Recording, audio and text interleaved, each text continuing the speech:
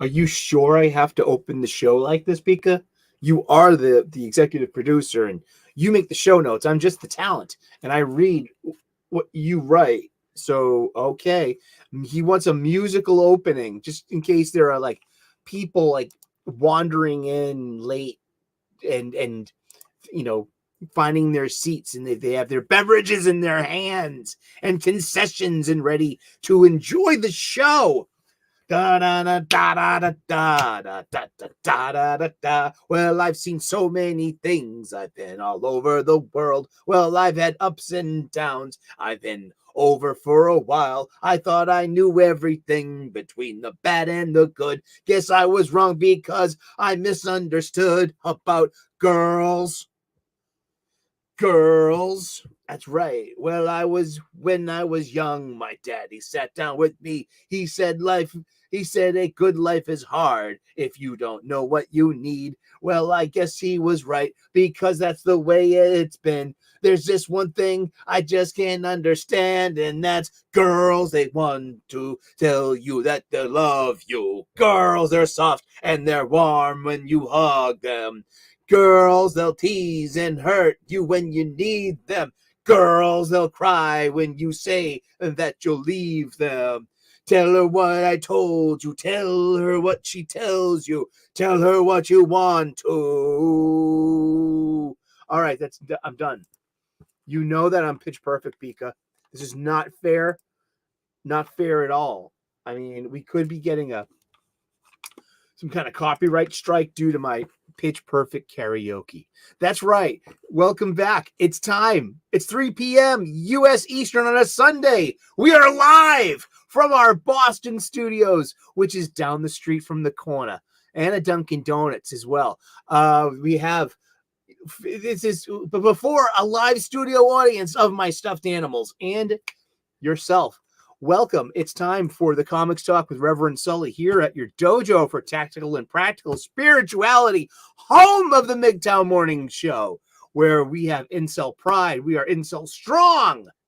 No one's going to define us. We are undefinable. Oh, yeah, exactly. Take the power back,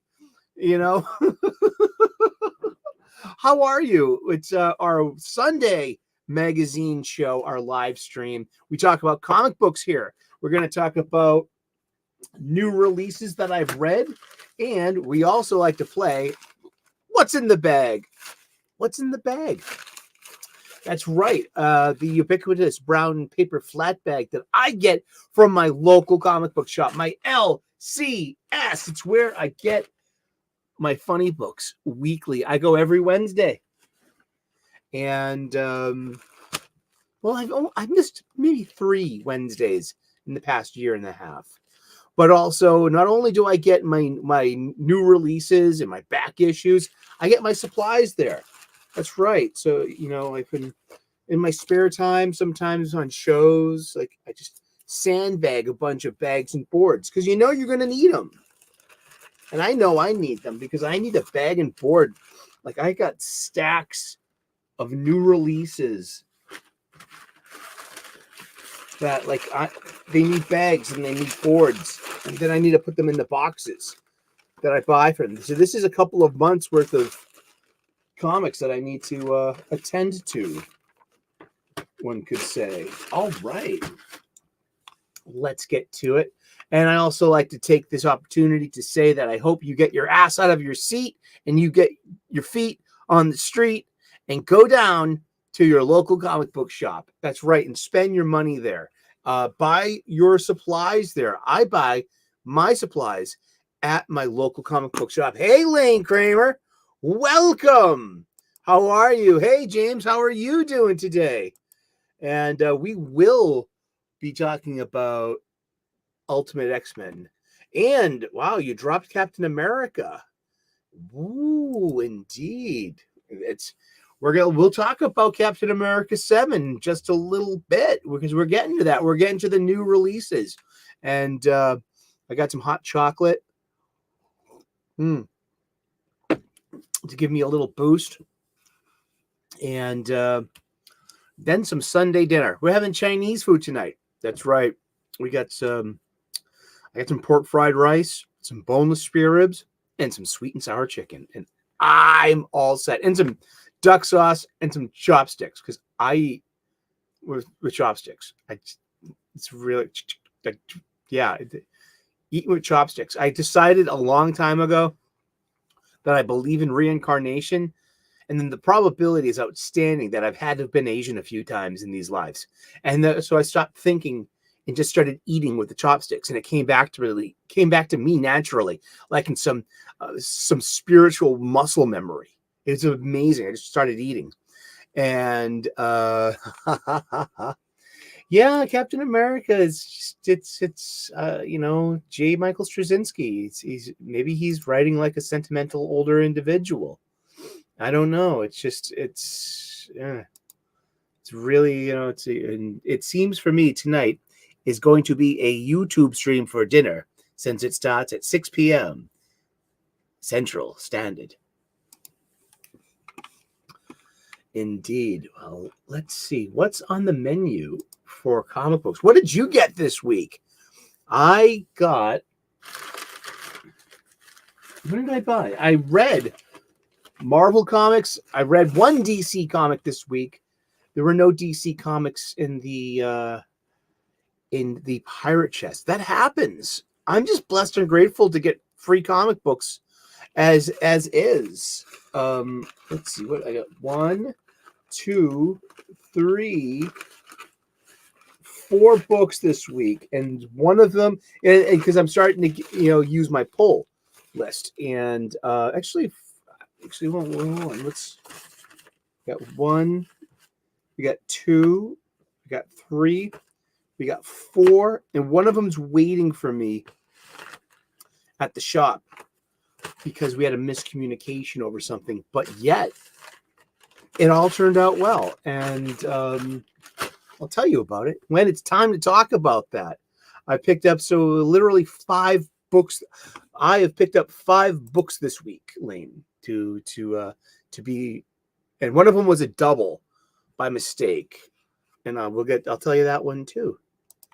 Hello, Dwayne Muth. And Lane's not sure if he's being crazy for Marvel Blood Hunt, and you're now in for 3 series: the Blood Hunt series itself, Black Panther, and then the Wolverine miniseries. Yeah, I'll see how Blood Hunt goes. I mean, I would be into it for the Pepe Larraz art and the like the direct market exclusive red band covers, like issues that you can't get anywhere else. I mean, that kind of exclusivity. I mean, like, sure, hey, why not? That's cool. I mean, that's part of the game about being a comic book fan, that you're going to buy some books that you can't get anywhere else.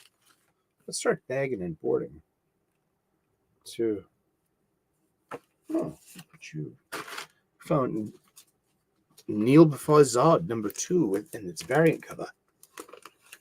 Put you aside. There's a reason. This is a 12-issue mini.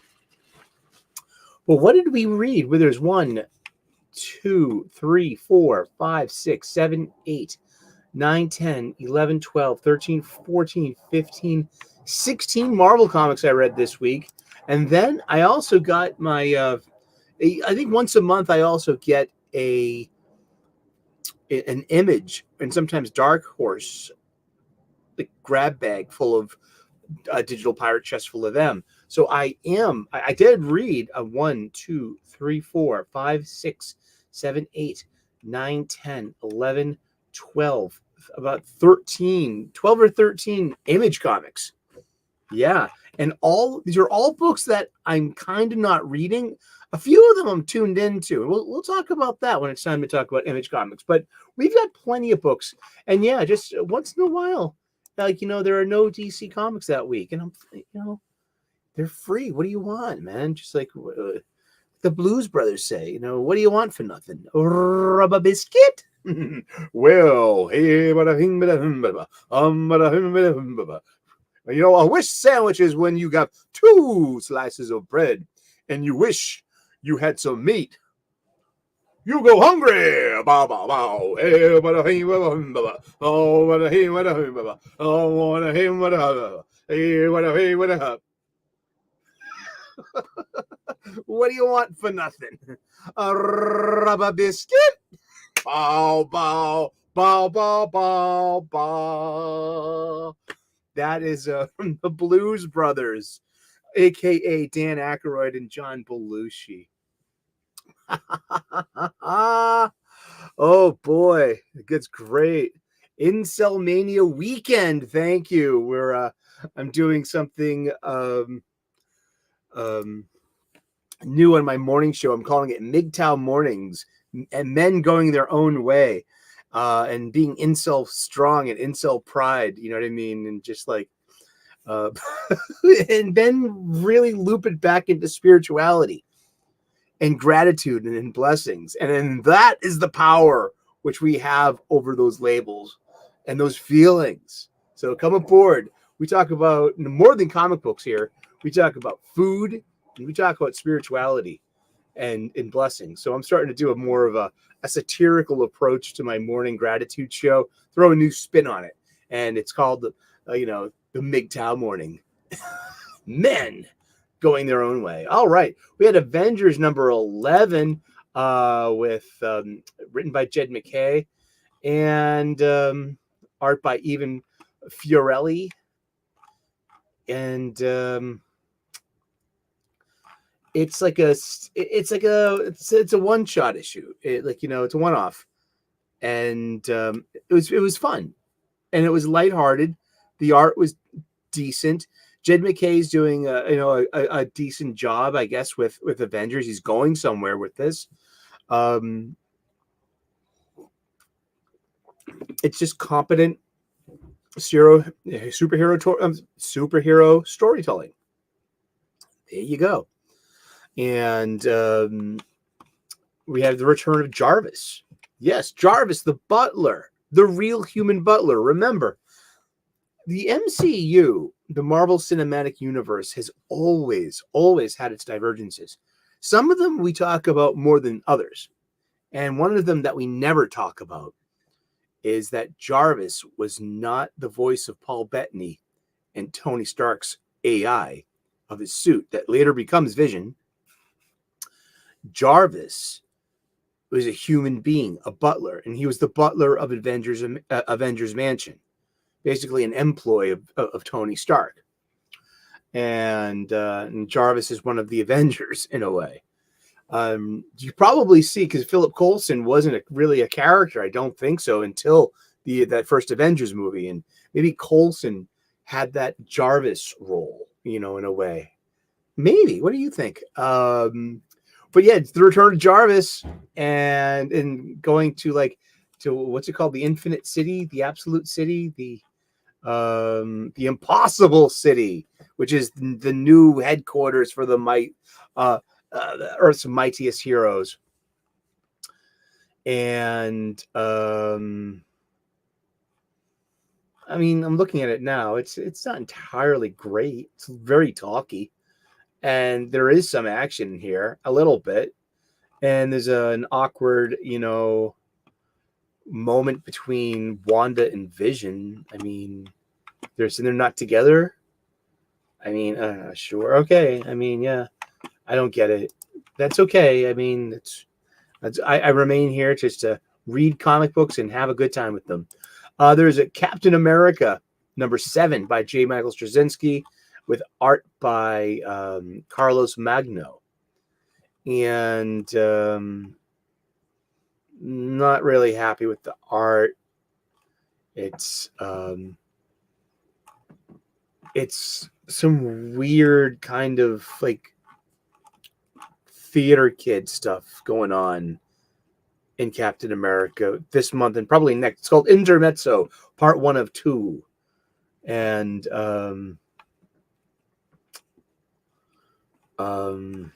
it's hard to describe. It's like there's some interdimensional lady steps just into his life, into Steve's life, and says, "Here, have a ticket to this theater that kind of doesn't exist. It'll the door will open for you, and he goes in there, and it's a magical theater. Yeah, so it's like magic and theater stuff, and I don't know. This was a waste on me. Yeah, I mean, it wasn't fun. I mean, oh, hey, AL, how are you? Good to see you. Please wipe your feet before you come in, and don't track the on the carpet, please. I just had it cleaned. I'm kidding. You grab some nachos, and we got some of this hot chocolate as well. Not at the same time, though. I don't think they go together really well. Maybe eat the nachos first, and then have the hot chocolate for dessert. All right. The Ultimate End of Gang War. Daredevil Gang War by Erica Schultz. We have Sergio Davila on pencils, Sean Parsons on inks.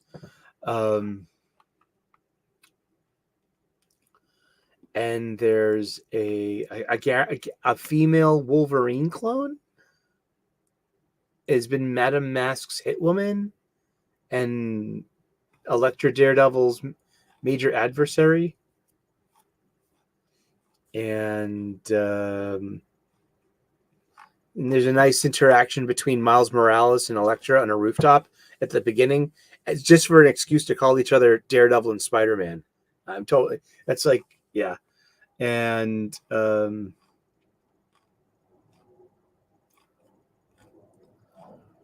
yeah, it's just it's not even really an epilogue to the gang war stuff. It's just Elektra feeling bad that she might have killed the Wolverine clone and left her for dead, but it's like, no, she would have healed. No, she would have healed. And she's trying to convince herself that she didn't. She's trying to be Daredevil. If she's trying to be Daredevil, that means she has to accept the moral code of the superhero and not act like her former self, the assassin, Elektra Nachios, former leader, intermittent leader or victim of the Hand Ninja Squad, and Elektra, assassin. Elektra has no compunction about killing. So, but Daredevil is a superhero and doesn't kill. And it's interesting. So if Elektra is really going to be Daredevil, then Elektra needs to reconcile her murderous feelings or her okayness with the mortality of her opponents. And that's what I got out of it. I mean, I think it plays interestingly well with a hot topic that's going on right now in our culture. It's Zack Snyder was on the Joe Rogan show last week, and I know this making rounds with especially in the Twitter spheres, and I'll talk to some people about this, not all, because you stay away from Snyder Bros. Hey, stay away from clowns in vans. Stay away from people just offering you candy, and stay away from free drugs. You got to stay away from dark alleys. You know what I mean? And also you got to stay away from, like, if you're walking to the T station before the sun rises, you got to veer away from churches and stuff, because people sleep in the on their doorsteps and stuff, and they get really territorial. Did I just say that? Was this written down? But really,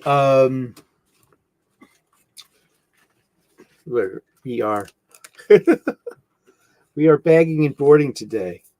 But yeah, Daredevil, Gang War, 4 of 4. That's over. It's over. Gang War is over. Whoop-de-doo. I hope you enjoyed your time here in Marvel Manhattan during the Gang War stuff. So, Local Man on my pull list. It is. We also had Doctor Strange 13. Wonderful Alex Ross cover. Pascal Ferry is back We have a team up of the non-gender swapped Taskmaster, Black Cat, Fist of Khonshu, known as Hunter's Moon, and himself as they enter some kind of games, like some kind of Marvel version of Jumanji, some enchanted kids fantasy board game that has somewhat gained sentience, has become an incursion into real space. But also another Jed MacKay book too. So Jed MacKay, one of the names, one of the pitchers in the Mighty Marvel bullpen. Marvel Voices Legends, sure. You get a bag and a board. Why not?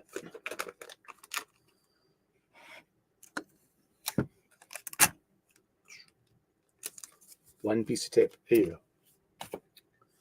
There was a giant-sized Spider-Gwen. Giant-sized is a Marvel imprint. It's a Marvel magazine. Let's look it up real quick. Giant-sized Marvel. Giant-sized Marvel. Oh boy, you gotta shoot that screen a little. Giant size, yeah. So, what are Marvel giant size? Giant is used mostly in the 1960s and 70s, when the first giant-sized 80-page comics with classic reprints first appeared. And it's been 50 years. So they're calling it the 50 years later, the giant size is back. So they're doing giant-sized Fantastic Four, giant-sized, this, that, and the other thing. And this week, it's giant-sized Spider-Gwen. That classic character from a different multiverse, where it's like, here, I will read, dramatically read from its info dump page. So this has got, it's got it's 44 pages. That's giant size. Okay. And it's a $6.99 cover price. We're getting 44 pages of cover, info dump page, and classic, what you would consider funny books, funnies, art and story. And half of that is a new story by Melissa Flores and Alba Glez, the penciler. Elisabetta D'Amico is the inker. So it's girls. Great. And then you have Spider-Gwen issue 13 by Jason Latour, Robbie Rodriguez, and Rico Renzi. And that's the reprint. Hey, Adam Frey, how are you? That is a giant size price. Dallas Fort Worth, and no sign of Perch, because he's mysterious. I think even Perch said on Saturday on Wes is Thinking Critical that he had, I'm on my way to jump on a plane, and were you supposed to have made? Did you have a play date? Was he going to buy you a beer? Because I still have to buy him a beer someday. I'm going to buy him a beer someday. That'll be fun. Oh, but this Spider-Gwen thing is just, it's the same kind of thing as the Spider-Gwen Smash series that's going on. It's like her band, the Mary Janes, and this fantastic girly thing, universe, and stuff happens, and hilarity ensues, and just, girls, they want to tell you that you love them. Girls. That is the 1984 Dwight Twilley opus, Girls, and it was on heavy rotation on MTV for like 4 weeks or something like that. And oh my goodness. My last unit was in Springfield. Indeed. And AL was just in Texas, and she had Whataburger and things, and fairly and rightfully says that Wendy's is better than Whataburger. I I haven't had Whataburger in over a decade. You know, it's probably been 15 years. All I have are fond memories. And let's see what else. Miss Marvel, the Mutant Menace, issue 1. I think of 5 in a one of these Fall of the House of X minis. This is a Fall of the House of X mini. Maybe it's 5 issues, I think. And it's co-written by Iman Vellani, who played Miss Marvel in the movie The Marvels and on her own TV show, or Disney Plus show. So this is a continuation of Miss Marvel, the First Mutant. This wasn't all that bad. It really isn't. But, I mean, I'm starting to figure out something about a lot of some of the, like, you know, Marvel female characters. And because you have, like, Betsy Braddock. Betsy Braddock has her own power set and her own agency and her own identity. And a lot of the time that was crossed. She was Psylocke, whether or not Quanon was the host body or not. That was Betsy Braddock's power set, you know, even if it was Quanon's Asian, hot, beautiful body. The Jim Lee pencils, the Scott Williams inks, and the leaping kicks and curves, and the Psi knife, and so they had to take the sexiness away from Betsy Braddock, and they also had to give her brother's title and powers as Captain Britain. Brian Braddock is no longer Captain Britain. Now it's Betsy Braddock. Look over on Black Widow, Natasha Romanoff. She's got a symbiote, a spider symbiote suit. Which his name is Widow. And so now she's got like this mashup kind of power set and suit. And then you look at Kamala Khan, Miss Marvel, who had her own power set, her own identity, her own code name, raison d'etre. Now she's some like, I'm a mutant and I'm an inhuman and I'm this. And it's like, and now now I'm an X-Men. And something like, she looks like it now. I kind of like the design of her X-Men uniform, her X-Men suit, but I mean, it's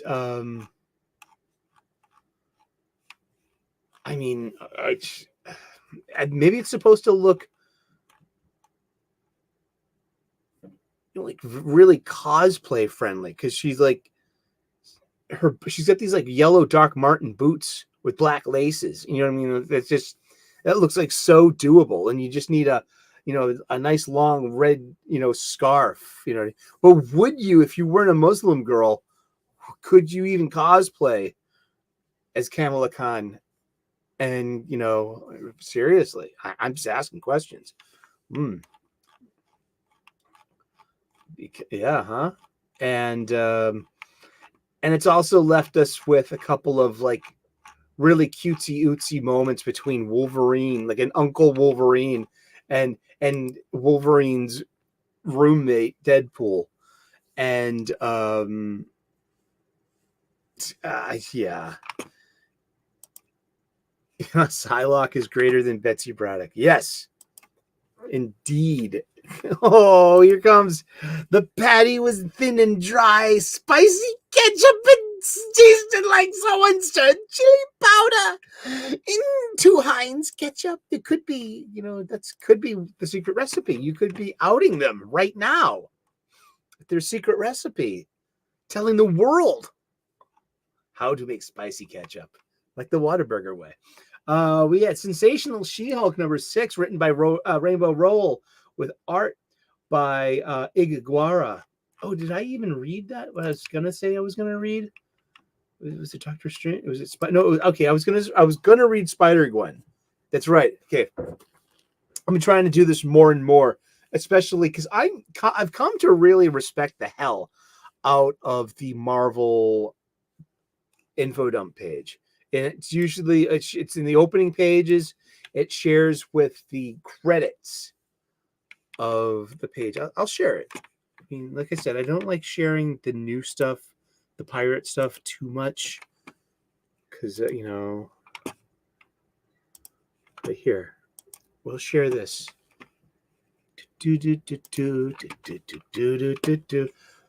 Giant size Spider Gwen.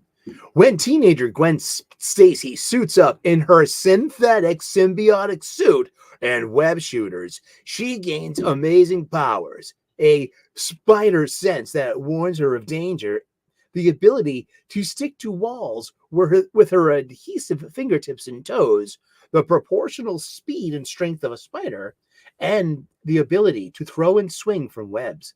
Her skills as a drummer, though, those come naturally. It's a constant struggle to balance her commitment to her band, the Mary Janes, and her superhero responsibilities as Ghost Spider.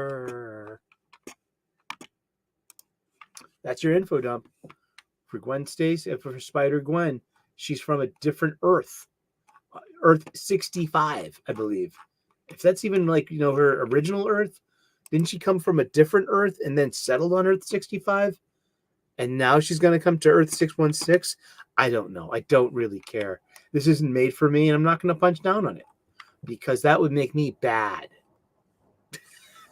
No, I'm being serious. It's like this Spider Gwen isn't made for me. No, I hope whomever it's made for finds joy and escapism in it. Seriously. But Ms. Marvel, Mutant Menace #1, I think of 5, is perfectly fine, and it plays well with all the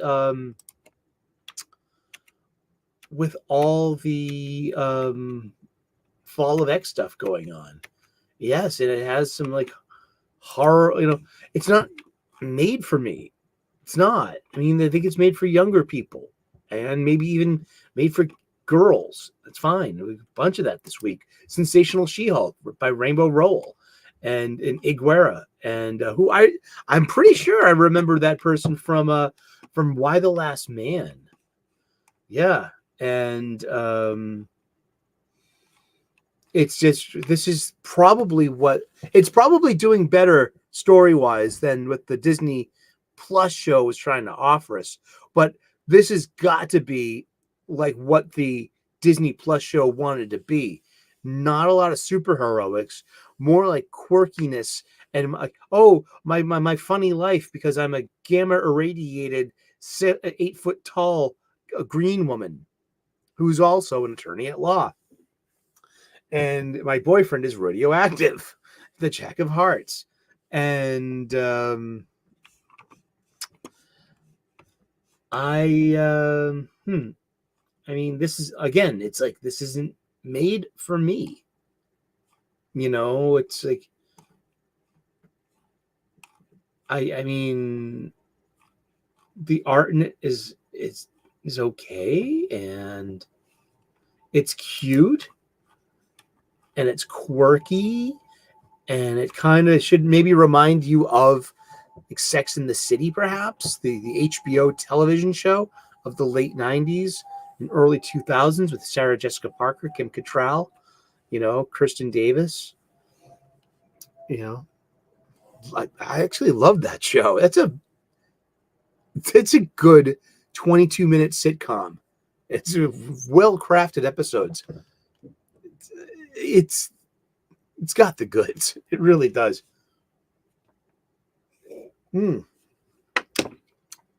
86 hot chocolate. But yeah, I mean, I hope the audience is out there buying Sensational She-Hulk. All right, I don't want to step into poo-poo, but I might step into the poo-poo here just a little bit because I'm going to use the W word only a couple of times. So if you have a trigger warning out there, now would be the time to maybe, walk the dog or go and get your laundry out of your hamper and go throw it in the wash. We're talking about Sentry, The Sentry,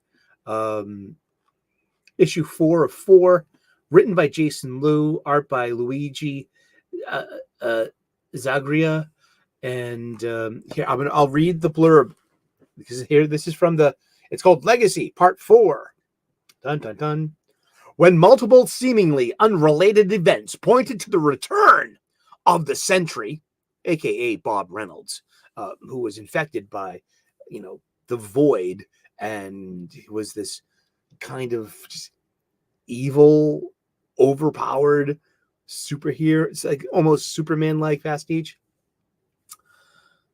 When multiple seemingly unrelated events pointed to the return of the Sentry, Misty Knight and Jessica Jones teamed up to investigate. What they found was not Bob Reynolds, the original Sentry, but 6 inheritors of his power.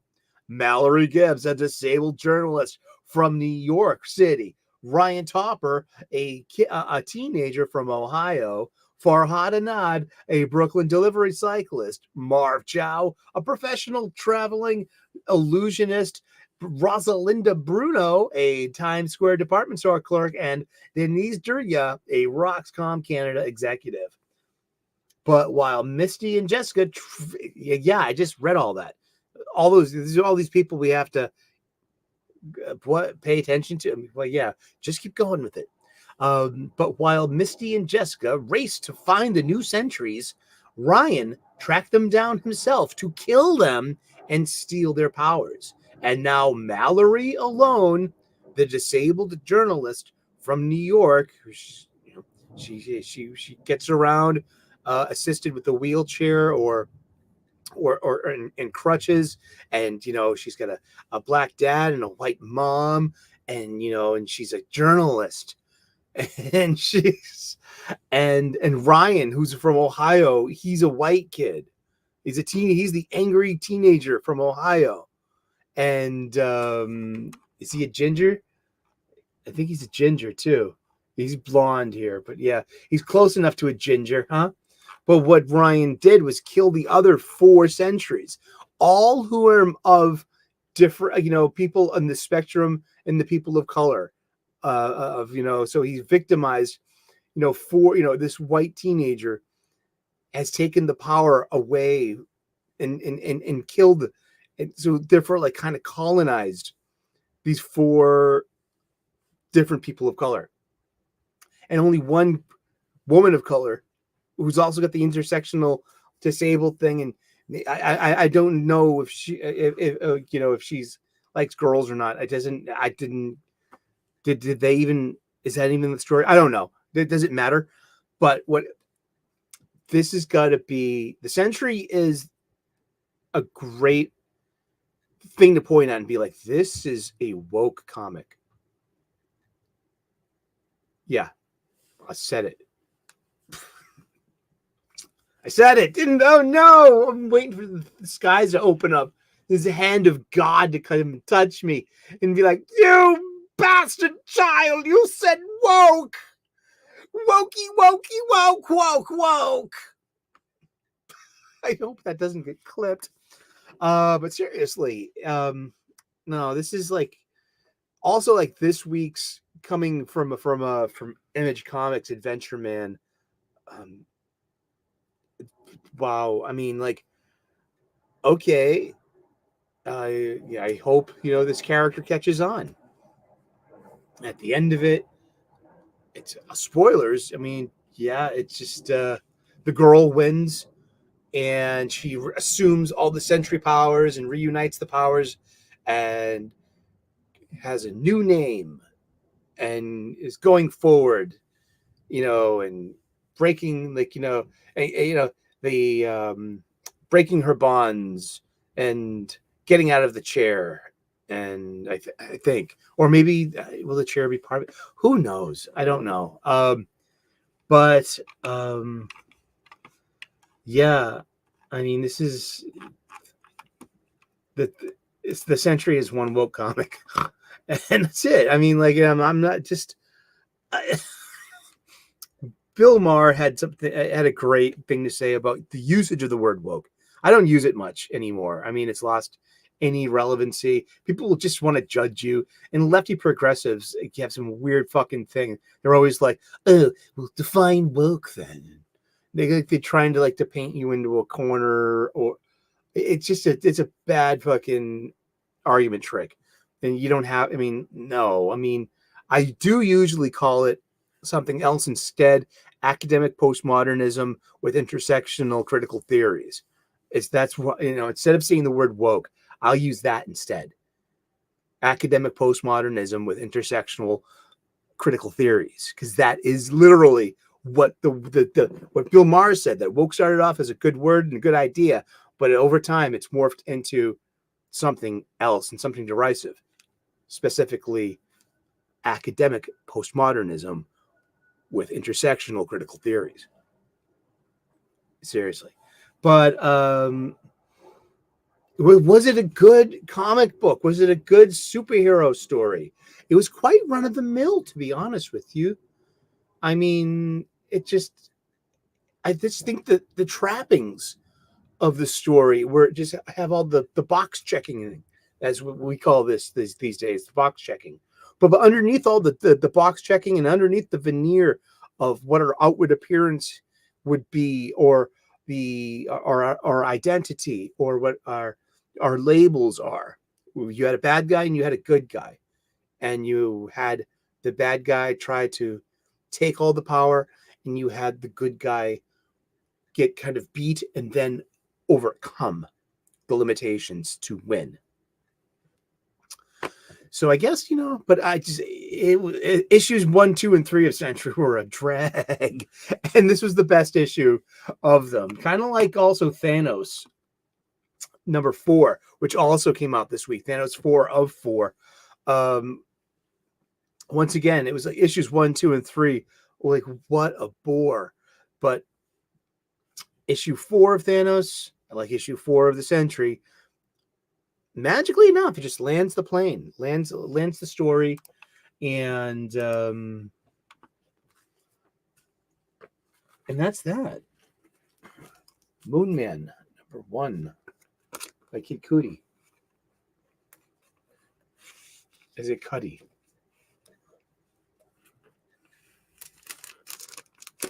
Got used to the Silver Age bags and boards having some slack, you know what I mean? Have some give. And these are like all, feel like they're all tight, because they're current modern age comics and boards. And remember, when you get your boards and bags, match the boards to the bags. Just make sure they have the same thing on the top. Do they say current modern? They say Silver Age, make them match. Bloodrick number 3 of 3. That was fun. I'm usually not into the sword and sorcery, but there I kind of am. It's a good one. Where did my thing go? All right. The Spectacular Spider-Men, written by Greg Weisman with art by Humberto Ramos. This would have been a really good comic book if you can change all the word balloons. Yeah, I mean, the story in this really brings it down. It's a team up between Miles Morales and Peter Parker. And but it's got so much good Humberto Ramos art. Humberto Ramos, he's one of my favorite all-time Spider-Man artists. I got to meet him at Wicked Comic-Con last year here in Boston, and I was like, oh, dude, you draw one of my favorite Spider-Men of all time. I love like the eyes and his lanky body, and like the webbing that you make, and just like the poses. And it was nice to gush to him. He's just like, oh my God, really? Like, it's my Spider-Man? He's like, yeah, dude, you're Spider-Man. You're up there with like Romita Jr. and Mike Zeck to me, man. Like, hey, Fear Monarch, how are you? Good to see you. Thanks for coming by. Thanks for remembering us. We're somewhere beyond Barstow, near the edge of the desert. That's when the drugs begin to take hold. I remember saying something like, I feel a little lightheaded. Maybe you should drive. And then suddenly, the entire sky was filled with what appeared to be huge bats, all swooping and diving around the car, which was going about 100 miles an hour with the top down to Las Vegas. That's, if you don't know, Fear Monarch's icon.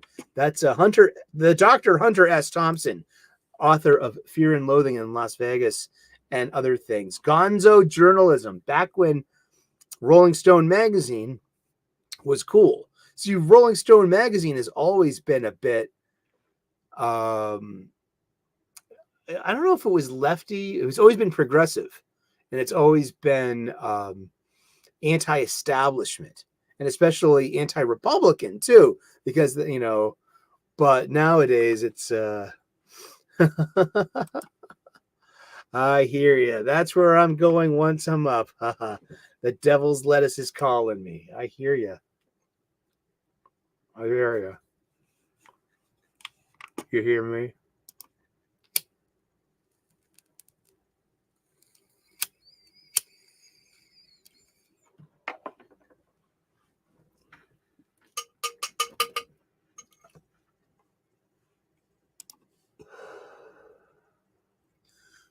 What? What was going on in here? Was it time for your union smoke break, Pikachu? Awesome. Well, that's one bag of funny books down.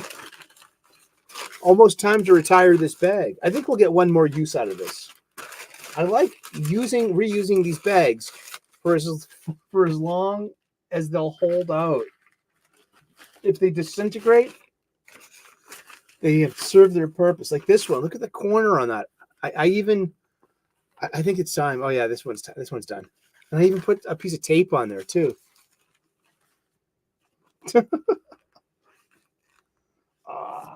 Green Lantern Man number 8. Save some room. Issue 9 comes out this week, so no tape. So I can put issue 9 on the other side of that, What else did come out from Marvel this week? No DC treasure chest this week. That's fine. I mean, I'm just so blessed and grateful that someone that thinks of me so well and just includes me in the little circle of coolness that here's some free comic books. These are new comic books. Tell me what you think of them. Give me your a mini, and I just report back, and I'm like, this one, that one, this one. And it's nice, and always have something to read. Always have something new to talk about. Issue 44 of Marvel Star Wars, written by Charles Sully.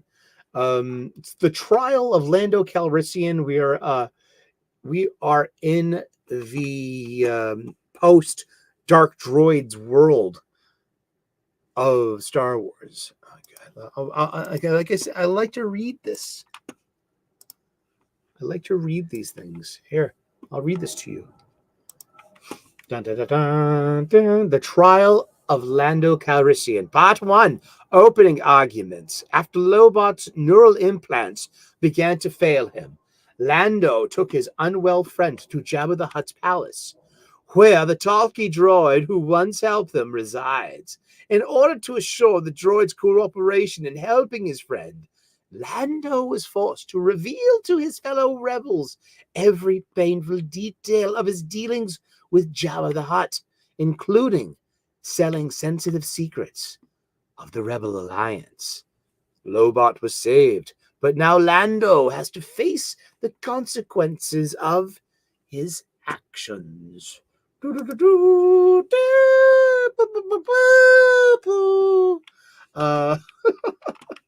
not that this was a bad issue or a bad story. It's more of, okay, here, I should have just,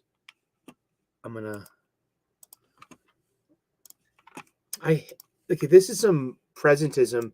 This is some modern Star Wars stuff that it just irks me every time I see it. And look, do you see how the art gets a little bit pixelated? But not the lettering, because the lettering is all, its own different data file or something in the digital layering. It's so interesting, because I blew this up to 400%.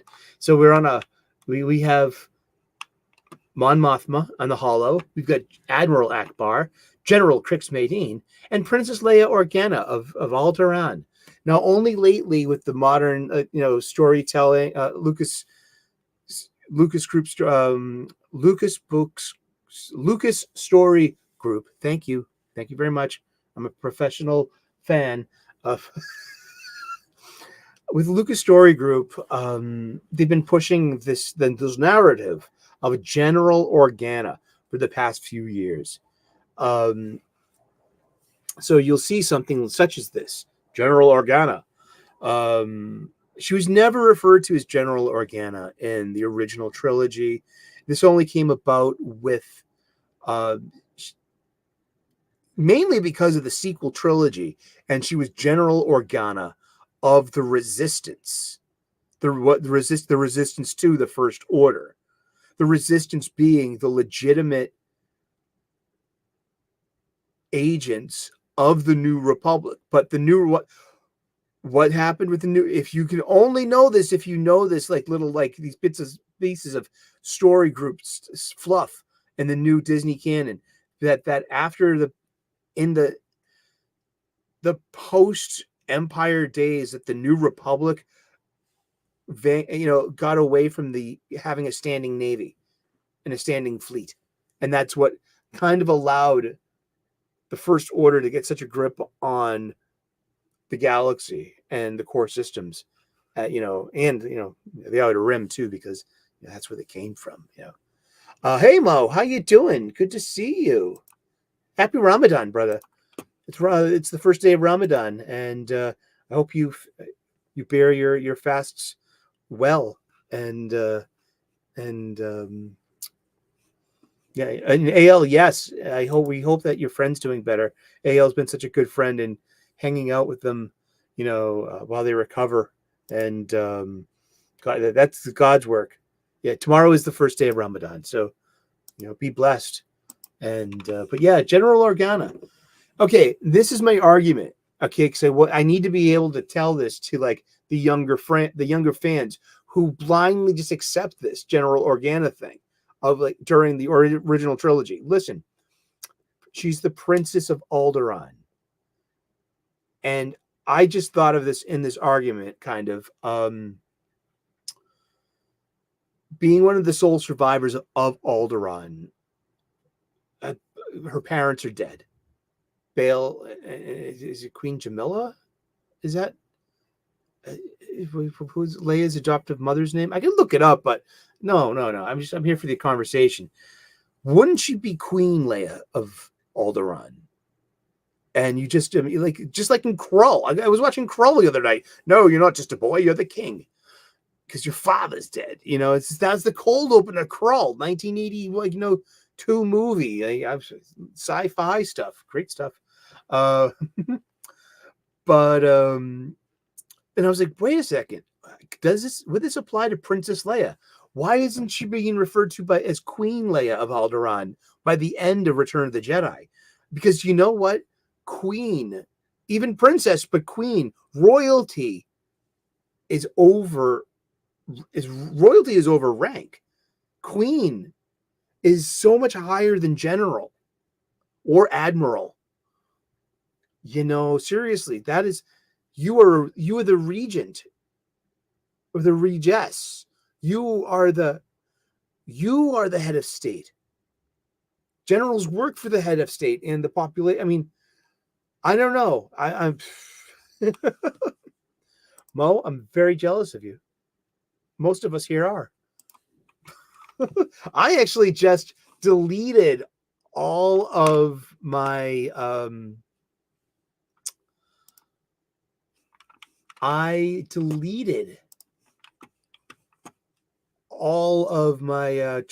the sequel trilogy John Williams music from my iPod. Oh.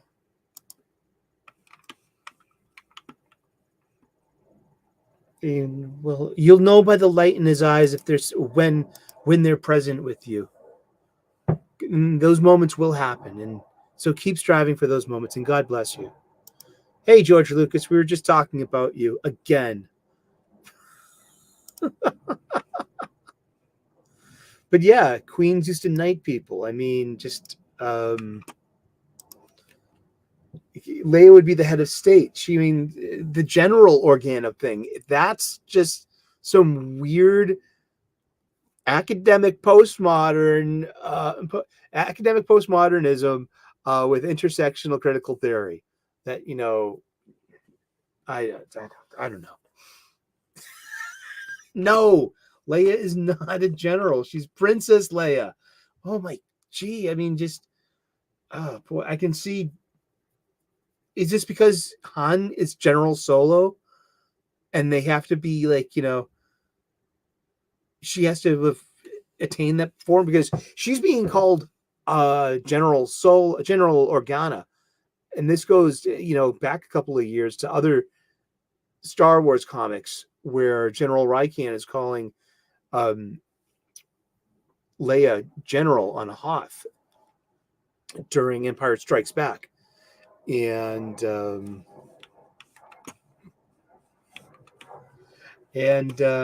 that. So Star Wars High Republic Phase 3, Issue 4 by Kevin Scott with art by Mark Tao and Marika Cresta. This is actually a darn good Star Wars story, and I'm liking it. I avoided High Republic when it came out, and maybe rightfully so too, because they came out all blaze of guns and all guns ablazing with all blasters blasting, all lightsabers sabering, you know, all Death Stars of death, and with identity stuff. Even so much Geode, the living rock.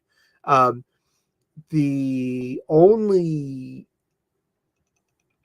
character I really recognized from all that push was the Jedi Keeve Trennis, and she is a Jedi Master now.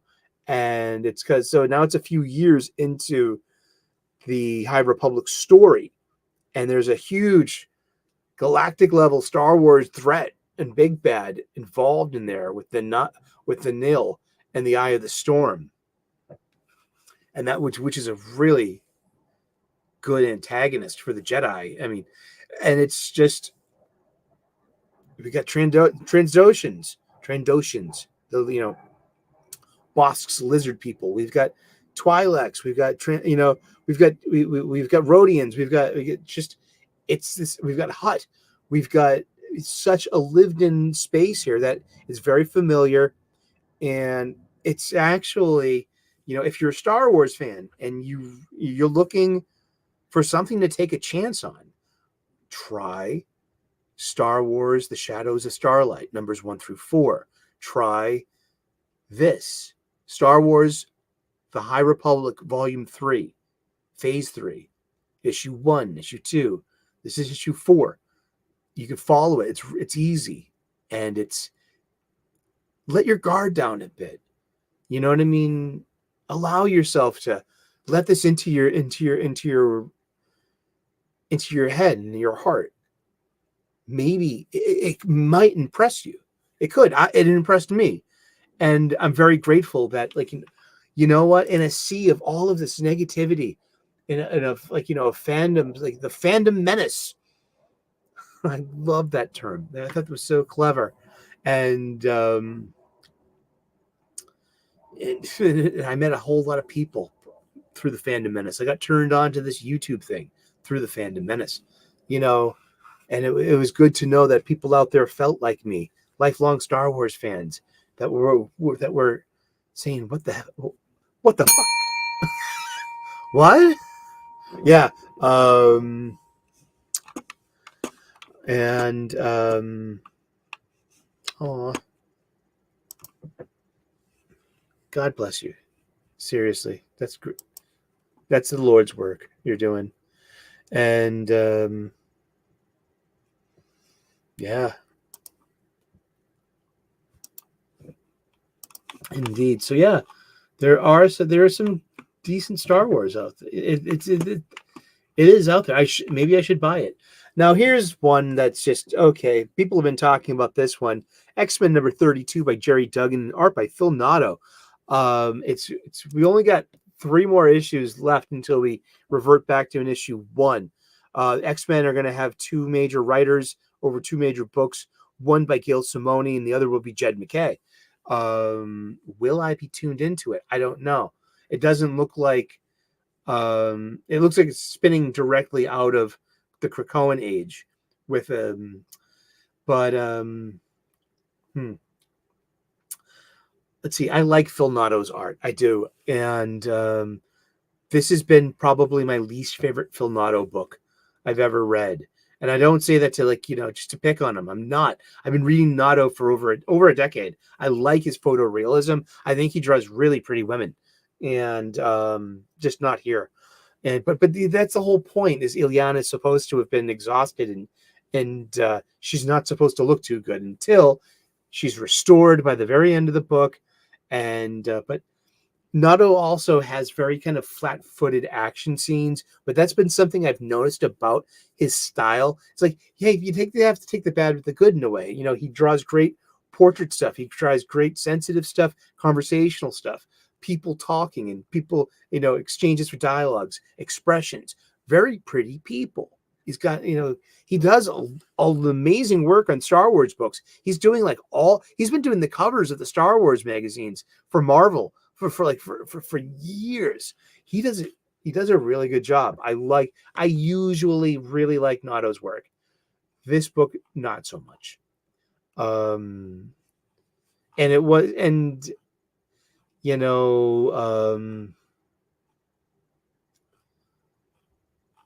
the boys might have a point.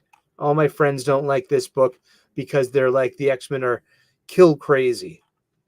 They've been killing Orcus members who not just have red jumpsuits, they wear red hats too.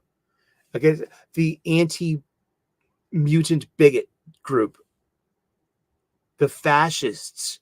These are the words that are in the copy of the descriptions of these magazines and solicits and on the websites. That comes from Marvel.com itself.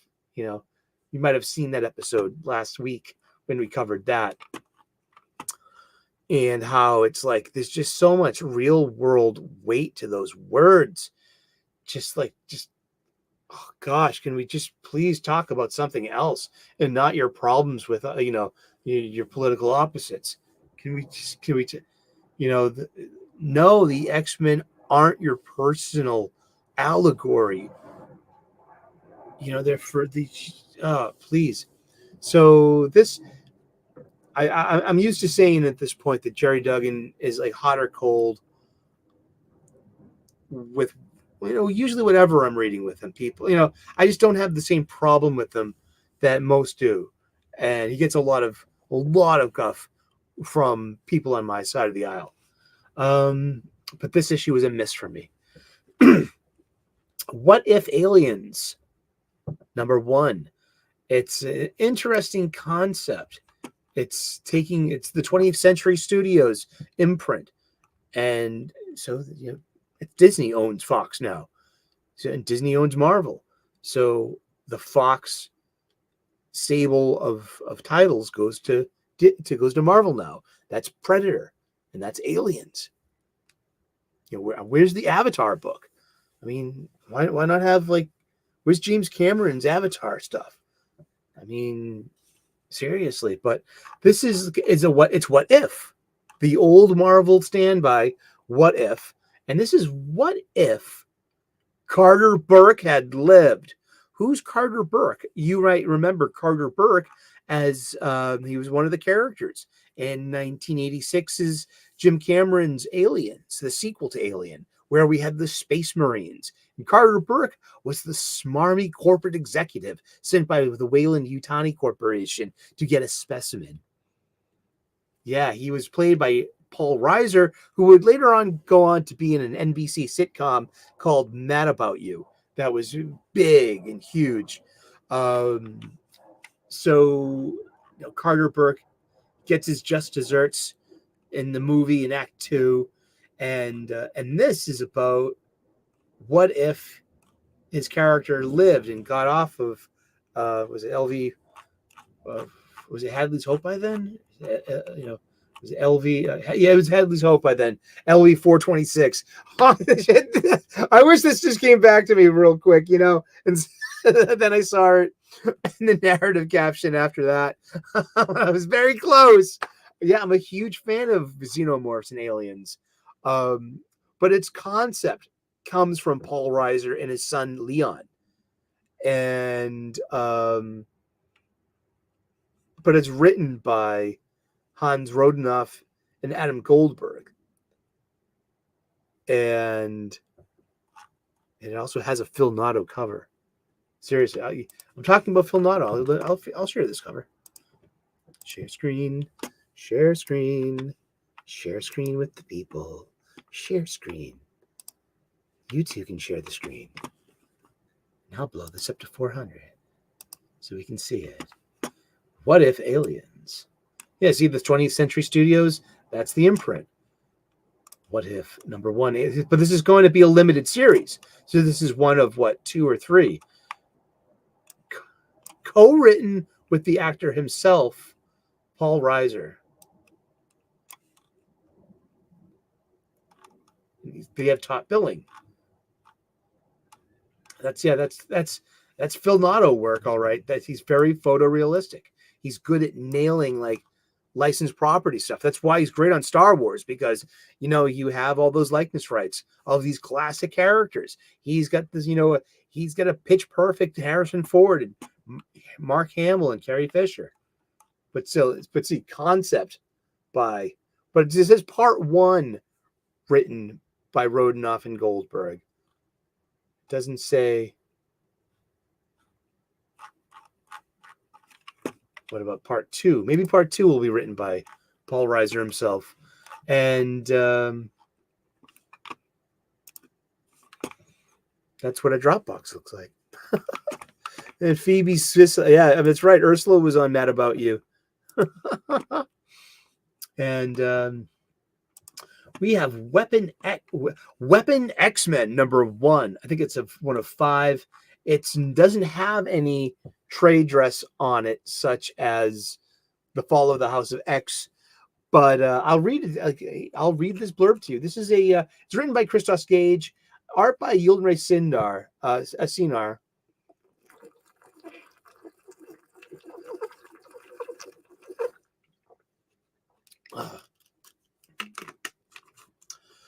In many realities, mutants and humans live alongside one another.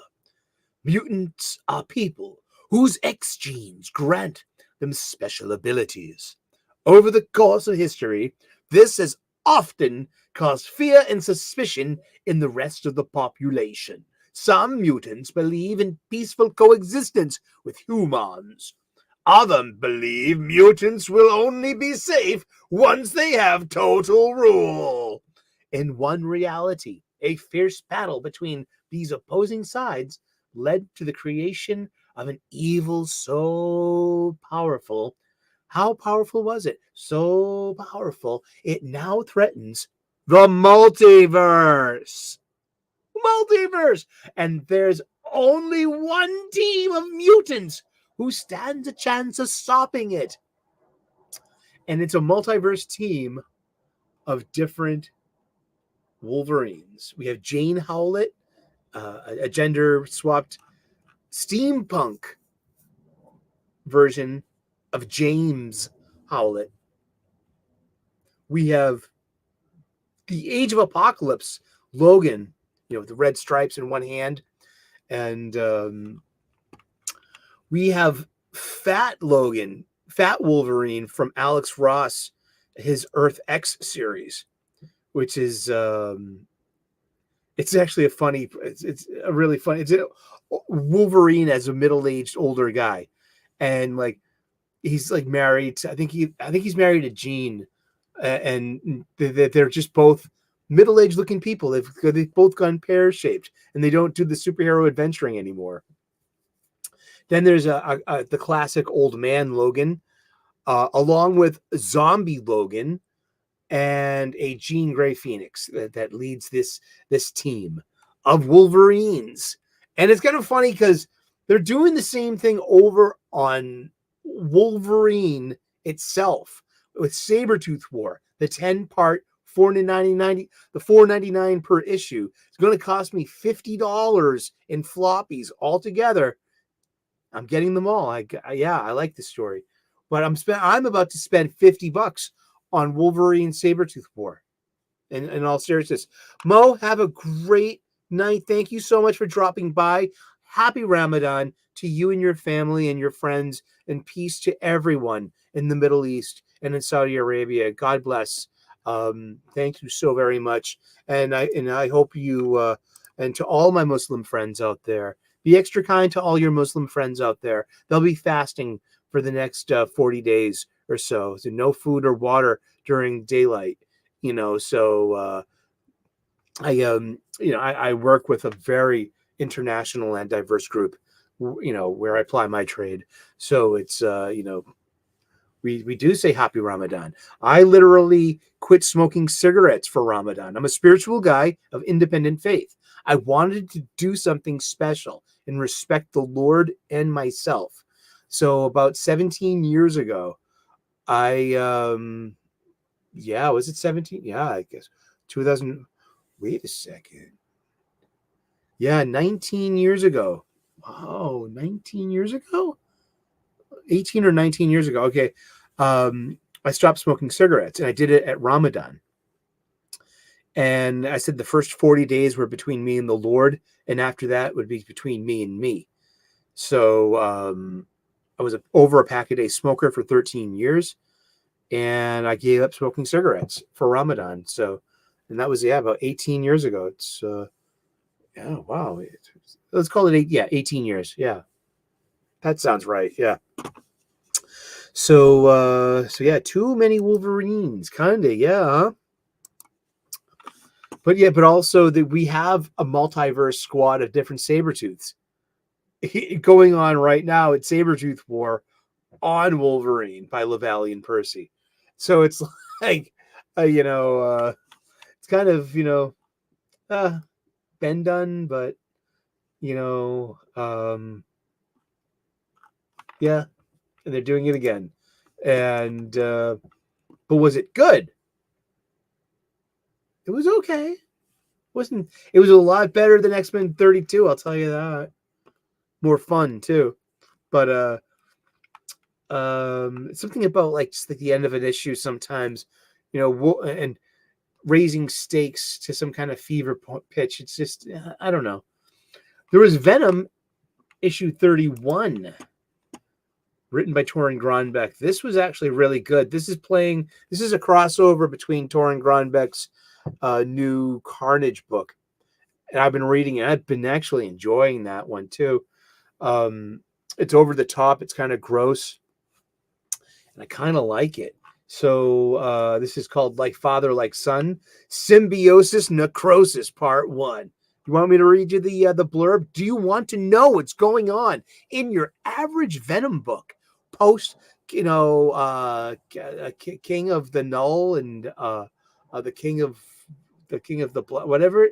What is it called? The King of the Black or something? Okay. Years ago, Eddie Brock was a reporter whose career was ruined, kind of by Peter Parker.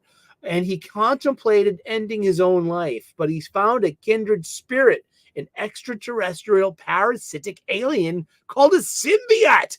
The creature bonded to him, and the two were joined. Together, they are Venom. They completely skipped over Spider-Man in the copy in this cold open here. Until recently, Eddie Brock was the symbiote-wearing web-slinger known as Venom. But when Eddie seemingly died, the Venom symbiote passed to his son, Dylan. Even after it turned out that Eddie was alive and the new King of Black, Dylan kept the symbiote. Now Dylan is Venom, and he's searching for his father. Meanwhile, mass murderer Cletus Cassidy has reunited with the spawn of Venom and his old symbiote partner. Together, they are Carnage. After the symbiote's violent victories across time and space, they now wield new godly levels of power. And the most powerful and bloodthirsty foe in Eddie Brock's history has just learned that Dylan is Venom's current host. Hope you enjoy the dramatic readings of these info blurb pages. I kind of like that myself. It's beginning to grow on me, become one of my favorite things going on. But it was a good single issue. Great fight scenes, great art, over the top. I've never been one of these like fans of the symbiote stuff. I didn't follow Donny Cates's Venom run. I heard that's kind of like nigh legendary. I wouldn't be able to buy it now because that that motherfucker has got me blocked on Twitter for no apparent reason besides being on a block list adjacent to the stinky people. You're no good too. No, so I got a kind of a funny story about a Twitter block that I want to get to as well. But what I want to do is I want to talk about my pick of the week. And it's called Ultimate X-Men #1 by Peach Momoko. This is a really, really good comic book, and I really liked it. It is I'll read you the blurb because that's what we're doing. A diabolical genius known as the Maker. This is evil Reed Richards of the original Earth 1610. And that universe was destroyed in the Secret War 2015. And yeah, did I say that right? Wow, you did. Thanks, Pika. A diabolical genius known as the Maker used time travel to create his ideal Earth by systematically preventing anyone from ever becoming a superhero and the Maker established a secret council of supervillains that rules this world from the shadows. But recently, the Maker was locked away in a place called the City. And now the Maker's Council works to further exercise their influence on the world, including Sunfire, Viper, and Silver Samurai, who oversee the eastern territory of Hinokuni, the land of the sun. There, a young girl named Hisako Ichiki is about to find her life changed forever. Hisako Ichiki is Armor of the X-Men, of the Astonishing X-Men, and I think that was she was co-created by Joss Whedon and John Cassaday for Astonishing X-Men, 2005, 2006. I mistakenly thought that she was a Warren Ellis original character, but no, Armor was like one of the big new characters that Joss Whedon's amazing short-lived run of X-Men comics called Astonishing. I mean, they're worth it to go back. So check those out. But she's a teenage Japanese girl from Japan.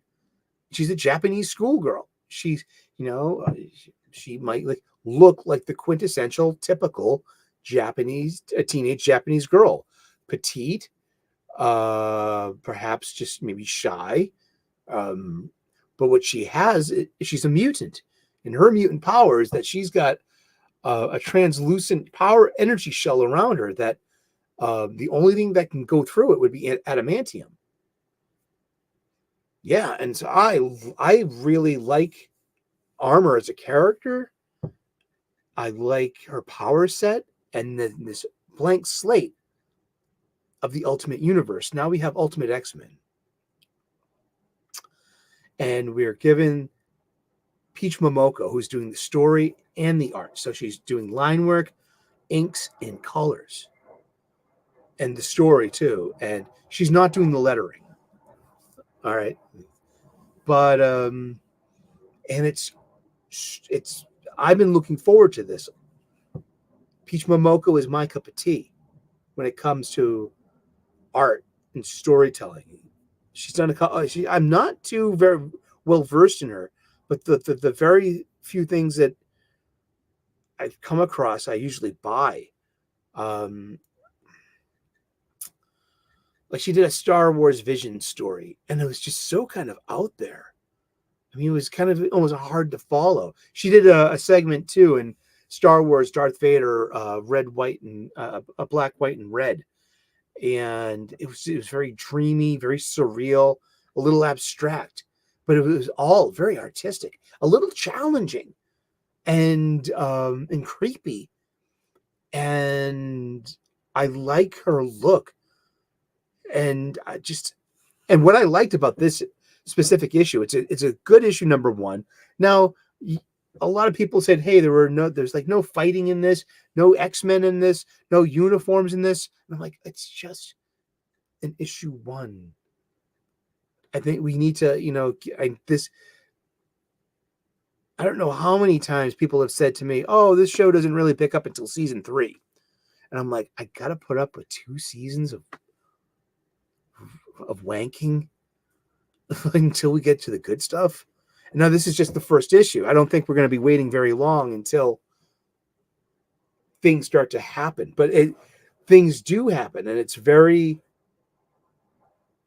spooky. It's very horror story. People are comparing this to some what's it? I don't know. Shinjiro Ichi something. He's like a horror manga story. I don't know my manga very well, but I do know that Peach Momoko has a very there's a manga quality to it, and I think something like this would be good to try to bridge the audiences. Bring in some of that manga market. And I really enjoyed it. And what happened though at my LCS, my local comic book shop, it's on my pull list. But when I went there on Wednesday, I got the printout in my pull, and it wasn't in my stack. And I looked, and it said Ultimate Black Panther, and that was just a miscommunication. I wrote down Ultimate X-Men, and they wrote down Ultimate Black Panther. Hey, things happen, so and they said, no, don't. We'll take care of you. We'll get you what you're looking for. But I was talking with them, and I'm like, if you guys have the 1 in 10 variant cover with the Peach Momoko design cover, I'll take that. Seriously, I'll bring it up. Where is it? There you are. It's Peach herself doing the cover. Present. Share screen. Yeah.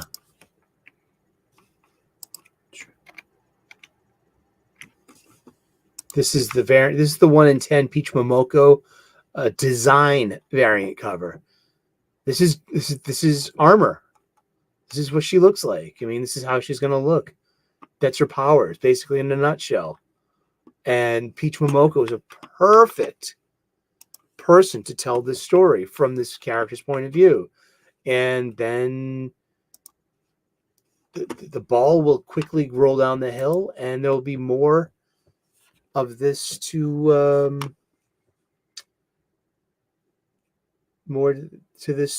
tell. Sorry, sometimes I get distracted with the chat, and it's good to check in with the chat.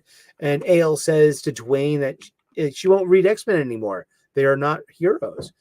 Well, maybe can I talk you into checking out Ultimate X-Men #1 by Peach Momoko, AL?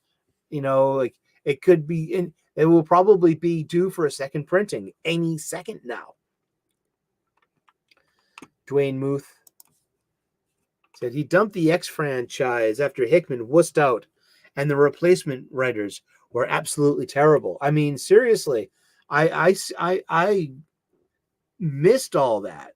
I've only come back in the past couple of months since since Orcus raided the Hellfire Gala. I've come back at Fall of X. I skipped I basically skipped a good chunk of the Krakoan years, like X of Swords. Did any of that matter? Seriously, I saw how much the omnibus were going for. Sheesh. Hey, that's like where the publishing. I'm always talking about the publishing industry, and that's just like, there you go, right there. Oh, I missed 420. Gosh darn it. Wow. And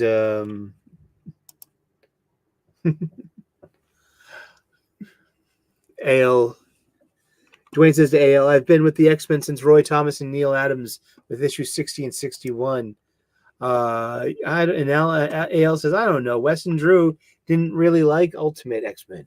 But I do. And so does Gray from Wakazashi's Tea House. And we like it for different reasons. I like it because I like the camera work. I like the panels, the art, the panel progression. I like the spooky, unknown threat. I like how Armor's power just manifests at the right time. And there's a big mystery involved. So, I don't know. I like it. I like her style. I like Peach Momoko's style. And I'm here for that. It's hand-drawn. It's beautiful art. And it's just one person, too, doing the story, but then the line work, the inking, and the coloring. That impresses me. And plus, also, when I look at some Peach Momoko, I take some time to appreciate the art more often than I do for any other kind of artist, and to unpack an image and to see I like that. I'm just really impressed with that, and I'm very happy. So we have a bunch of Image comics that we read. There's Adventure Man, Ghost Lights #2 of 2 by Matt Fraction and the Dodsons, Rachel and Terry Dodson. And I have to use the W word, that this is an awfully woke, box checking, body positive, female first, who is this made for kind of story. And it's just, I'm not knocking it. I got issue #1, sight unseen, from the shelves last time it was out. I can't tell you the last time I saw a Matt Fraction book on the stands. And with the Dodsons, I thought that this is going to be like some kind of slam dunk of quality. It is of quality, but then I think it falls flat first over its own trappings, of its own, virtue signaling, of its own, it's like, I don't know how else to put it. Like, besides, who is this made for? It wasn't made for me. And good luck with it. I hope whomever this was made for shows up and buys it. Sorry, I'm grabbing my pipe. 420. To be responsible. Be a beacon of responsibility for the young viewers out there. And what?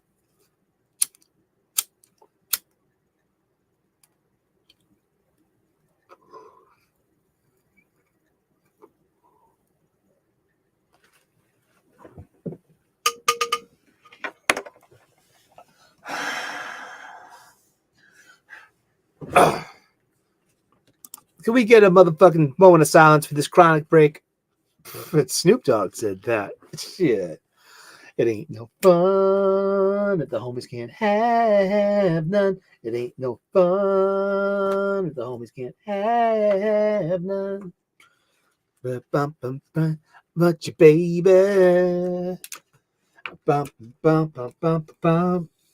Superband #10. Great art by Bruno Redondo. Superman #11. I'm liking it. Joshua Williamson. And that's why we left the Duke open. Because I got Duke.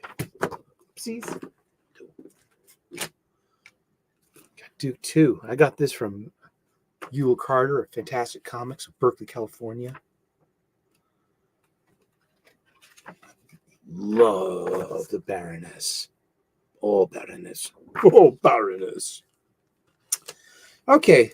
It's a good time to talk about this because we're showing off these magazines. These are apparently miniseries. I think they're 6-issue miniseries. I didn't know that. I was hoping that they were going to be ongoings. But there is going to be some ongoing to it because we have Cobra Commander, as well as Duke.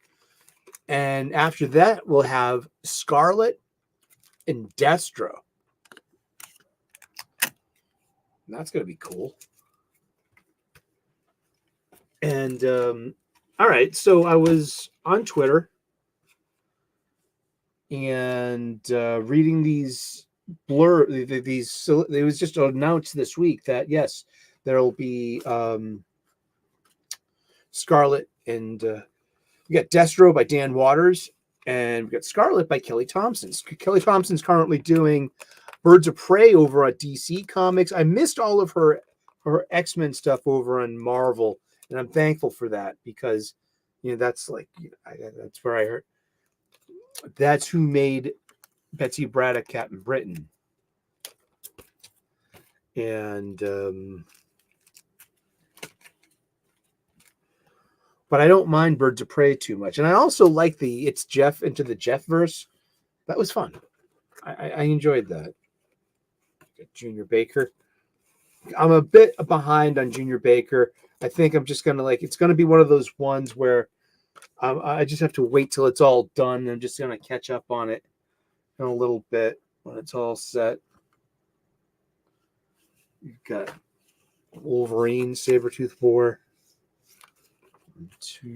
Oh, that's right.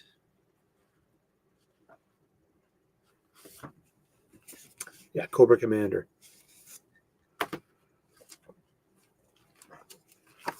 Both written by Joshua Williamson.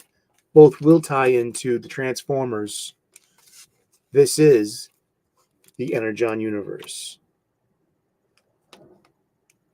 You can see there should be an EU on the trade dress that we're going to notice.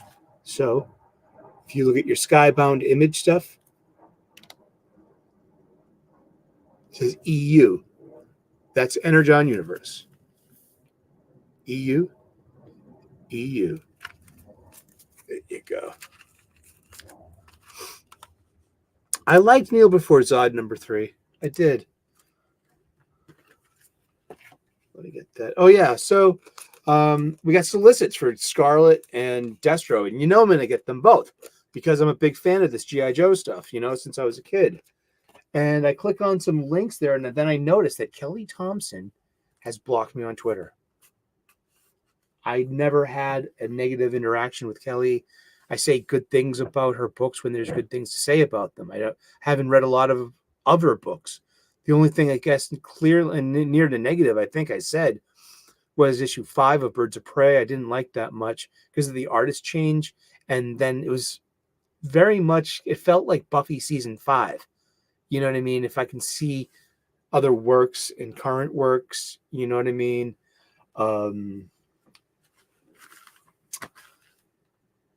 And I was like, so I literally reached out to her using my secondary account. It's called Plaid Palpatine. It's my Star Wars humor and satire. Twitter. I used to before I started making YouTube content. I used to just make 45-second long videos, just post them directly to Twitter. I would put on that plaid hooded robe and pretend I was Palpatine, or one of the clones that is going to host his Force Ghost, Plaid Palpatine. He's the Plaid clone looking to, waiting his turn to host the Force Ghost. And, when Palpatine runs out of bodies, he just enters a new clone. That's the gist I got from that stupid movie. So I reached out to Kelly Thompson via Plaid Palpatine. I was like, excuse me, but Ms. Thompson, but we've never had an interaction. And I'm literally flummoxed to why you would block me. How am I supposed to buy Scarlet now? Because I'm not going to buy. People who watch the show will know that I won't buy a comic book from a creator that's blocked me on social media. There's only one creator who's blocked me on social media that I've earned it from. That's Tom King. I accept that. I would even buy his stuff, even knowing that. Seriously. But what I don't respect and I can't respect are creators that use a blockchain block list. I never had, it would be one thing if you earned it through a personal interaction. But so I appealed to her and she unblocked me.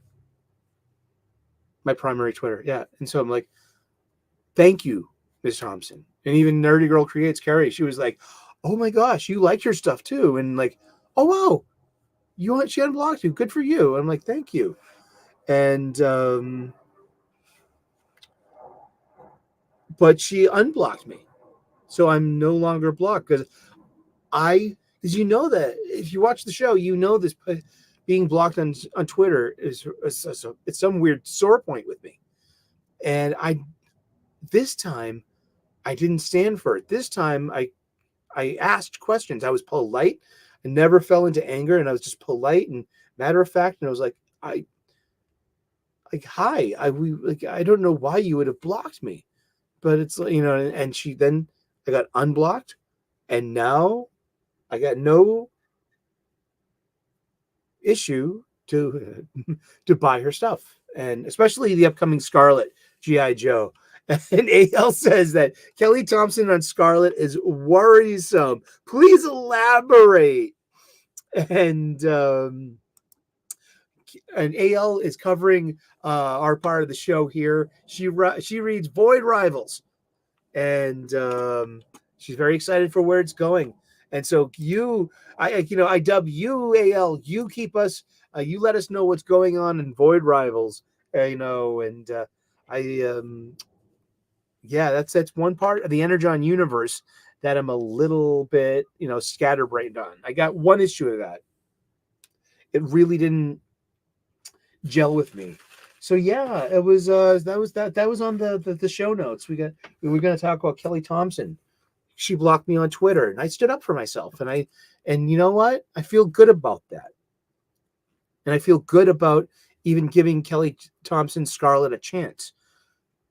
Even more so now, because maybe I should do that with Tim Sheridan and be like, hey man, I don't like what you did, and I didn't deserve it because I didn't say anything homophobic, and I didn't say anything toxic, and I didn't say anything bad about your about anything. I was just part of a conversation. You blocked this all. There's something weird about that. You know what I mean? You don't have to stand for that, and don't sit for it either.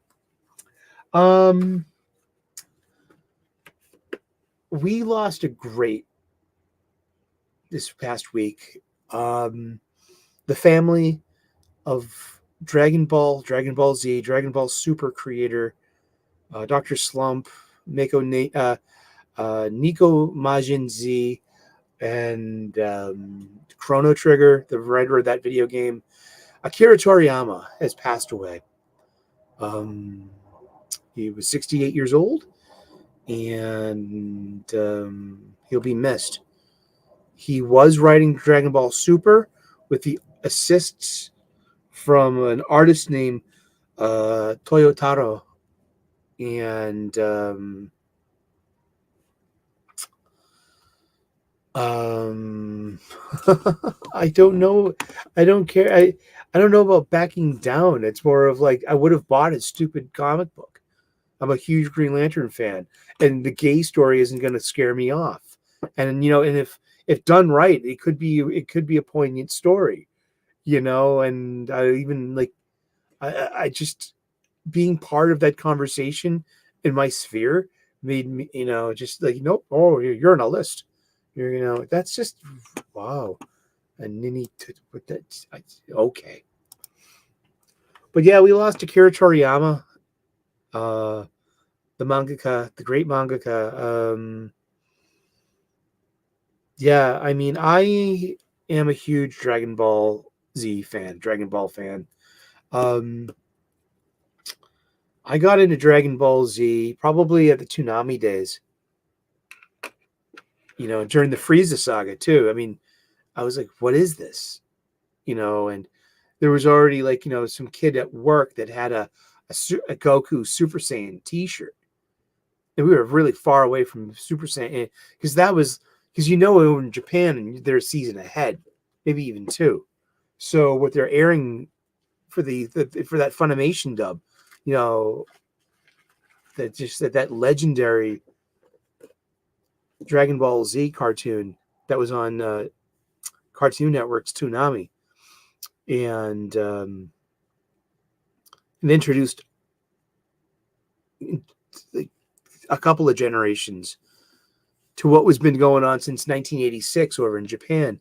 Dragon Ball was released weekly in Weekly Shonen Jump, the Japanese print publication. It's got Japanese Weekly Shonen Jump. I looked this up the other day. I was hanging out with Gray of Wakasashi's Tea House just yesterday on his show for about it's a good show. Like, hang out with us and catch up. We talk about Ultimate X-Men some more, and but we talked about print publications, and he lives in Japan, and how Weekly Jump is still a huge thing, and it's prevalent, especially with commuter culture and taking trains, and it's inexpensive, and it has as of January of 2021, it had a circulation of like 1.9 million copies per week. Wow. And that's where Dragon Ball comes from. And it was a weekly. And those weekly episodes get collected into what we call manga.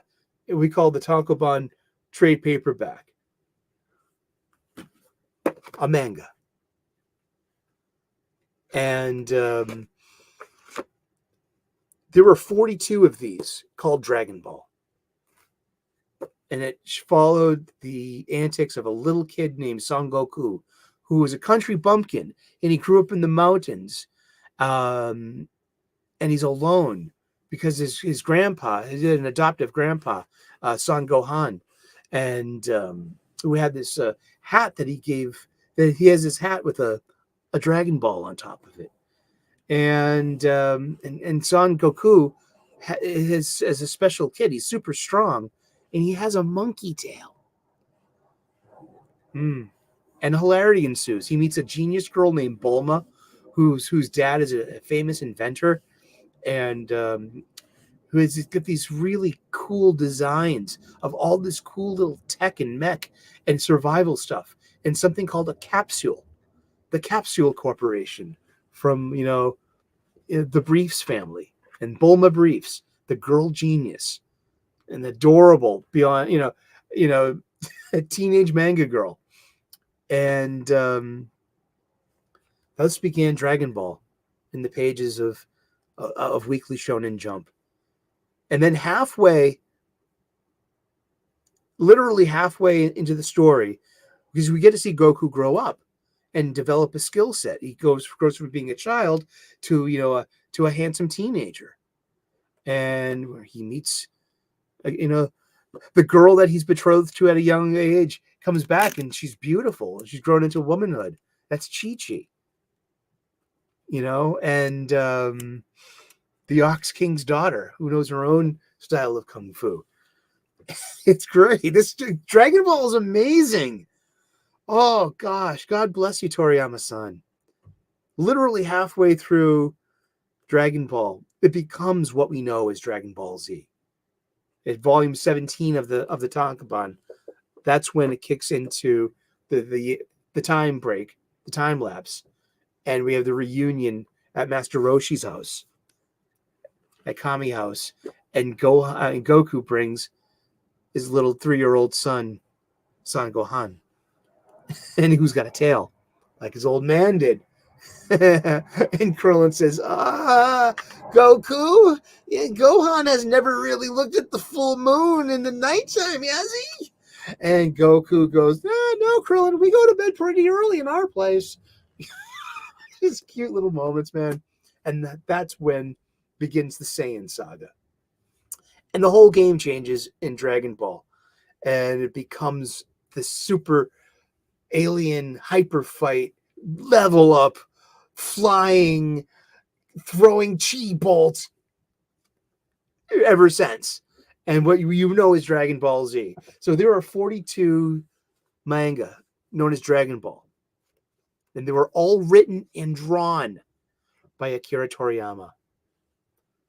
And So he continued the story in Dragon Ball Super. He got a young artist named Toyotaro to who really emulates his style.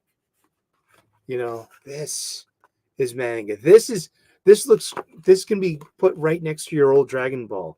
Even Toriyama's style over the years, got tighter, and and Goku went from less cartoony to more. The more he grew up, and to more, just like more definition. I just, I'm a big fan of Dragon Ball Z and Dragon Ball. And thank you, Akira Toriyama. Thank you very much. You will be missed. You will be remembered. And I'm just very grateful and blessed that Dragon Ball has been a huge part of my life for over half of my life. I remember it's with my first credit card, my first internet purchase, I bought movies 1 through 13 on 2 super long play VHS cassettes off of like the internet. They were dubs. They were fan subs. That means they had English subtitles and all the original music and dialogue in Japanese. And they were the movies of Dragon Ball Z, movies 1 through number 13. The Dragon Fist with the sword of Tapion. That's Dragon Ball movie 13. And it even had the GTC TV special that had Grandma Pan and her grandson, Son Goku, who is, and it was, yeah. There was Dragon Ball GT, but that wasn't written by Toriyama. That was like, they call that the cash grab and trying to perpetuate the property. But, Dragon Ball was a complete story. It had a beginning, a middle, and an end. And it has a sequel now, too. Where the sequel will go, I don't know. I don't know how much has already been published. I know that the cartoon only goes up until the multiverse Budokai. And this is the end of the following arc after that. I don't know. Is there a Granola animated season with Granola versus Gas and everything? You know what? There were a lot of things about GT Fairmine arc I agree. I really adored. I did think that bringing Goku back to being a kid again was cute and weird, and gave it, because that's where we started with Dragon Ball, was with this kid Goku, and the Dragon Ball hunt, getting like the what was it, the Black Star Dragon Balls, and then there was some really great design stuff like Super 17, the Hellfighter Super 17. I love that. The design, the evolution of Android 17, that was like some really cool stuff. And of course, Super Saiyan 4 Gogeta. Gee, the whole and the ridiculousness and the over the topness of the dragons at the end. Each Dragon Ball had to fight each Dragon Ball in a way. But I thought that Vegeta being a family man was a great angle. He had, by then, the youngest Bura. Did you ever pick up on all of Toriyama's puns? Because they were all English puns. And they were Japanese, transliteration, kind of like a saying of these English words in a way, or maybe even Romanized words that made it into the Japanese lexicon. Like all the Saiyans were named after vegetables. Vegeta, vegetable. Kakarot, carrot. Bardock is Bardock.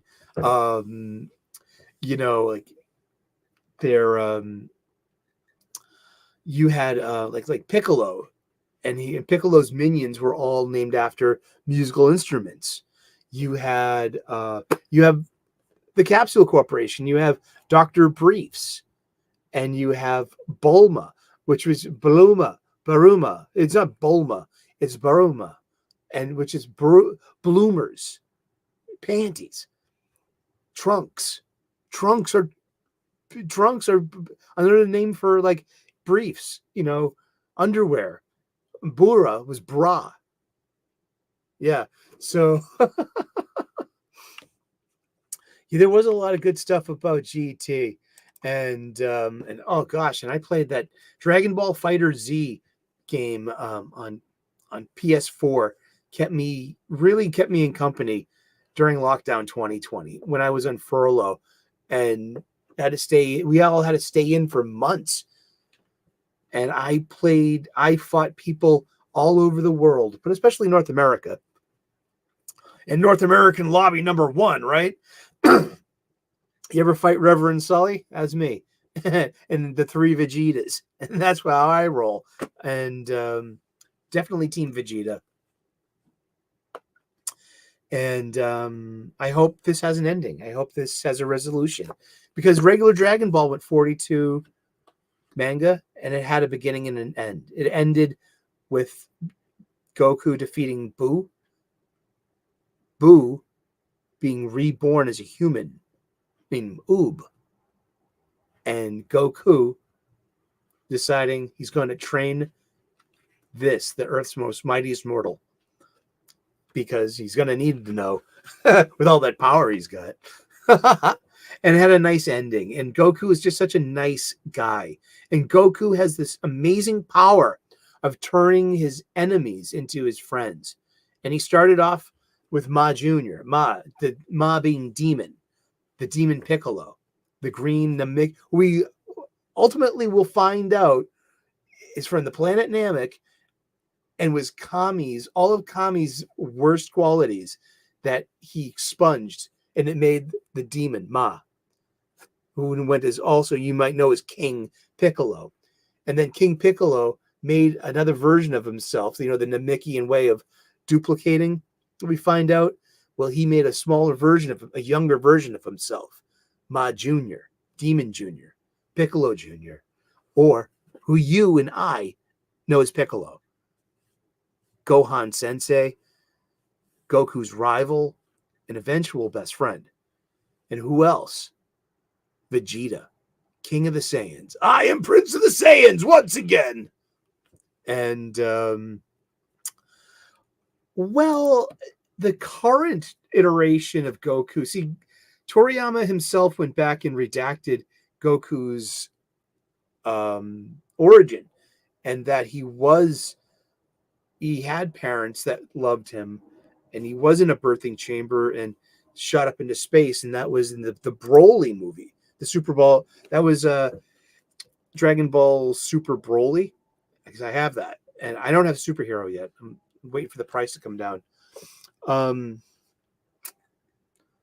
in the original Broly movie, I think it was movie number 4 or 5, the original Broly movie, it's the cold open, and you have Broly and Kakarot as infants in the birthing chamber, both awaiting, we send the infants to wipe out small worlds. So, but Kakarot wouldn't stop crying. He had colic, and the incessant crying of Kakarot led Broly to shatter his mind and go insane. Only to remember Kakarot when Goku when they have their fateful rendezvous years and decades later, when he's no longer Kakarot, but he's Son Goku. But then Broly remembers the name Kakarot and snaps and becomes the ultimate Super Saiyan. But going back to the point where, the redacted modern version of Goku really has a Superman story. Because in Son Goku's story, how did he come to Earth and he had a monkey's tail, and he was an orphan in the mountains? Well, what happened was his grandpa Gohan, found this baby in the woods. It crashed, the thing crashed to Earth, and because the Saiyans, the Frieza and the Saiyans sent their children to wipe out planets that's not worthy of their time. So there's baby Kakarot, and he was fussy and fighty, and but he hit his head. And then after that, he became the sweetest child ever. And he and so Son Gohan took this little baby in and called him Son Goku, Son being their family name. And then one night, Goku sees the full moon and turns into an Ozuru, and in his mindless, accidental kind of thing, he steps on his grandfather and accidentally kills him. And he never knew. Goku really never knew he was until later, until what happened, and but that's the story of Goku. I mean, just a little different than Superman, I think, because Superman wasn't pre-programmed to be raged out and to destroy. Upon seeing the full moon, the Saiyan child would turn Ozuru and then lay waste to the entire planet, and that was the whole point of it. So I don't know. But yeah, that's about. We were talking about Dragon Ball just a little bit. Yeah. Oh boy, did I even say what was in the bag? Jeez, I'm so sorry. We left it for the end of the show.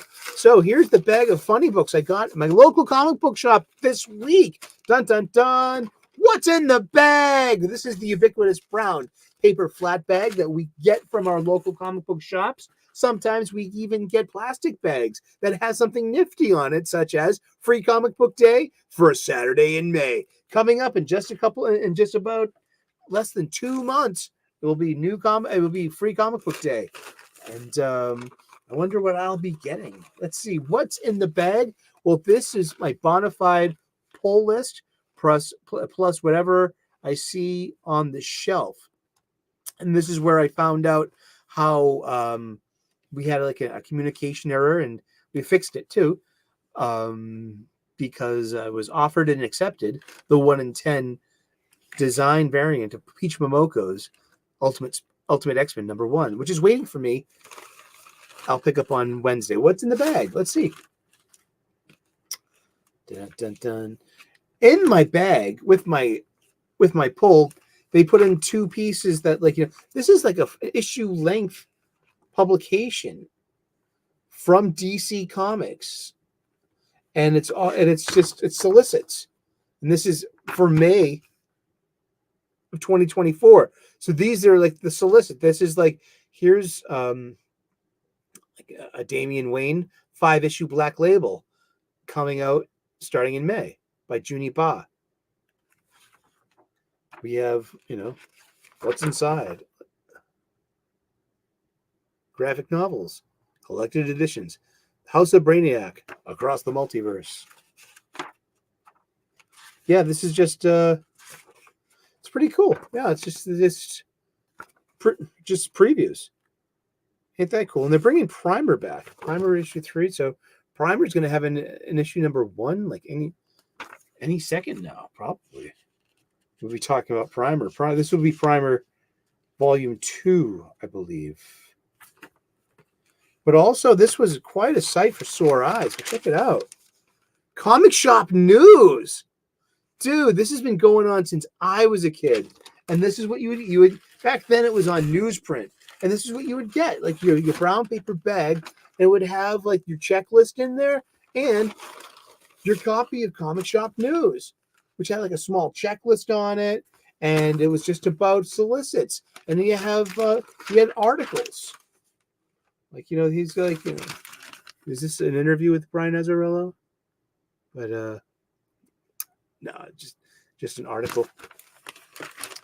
But yeah, this is Comic Shop News. It's about solicits.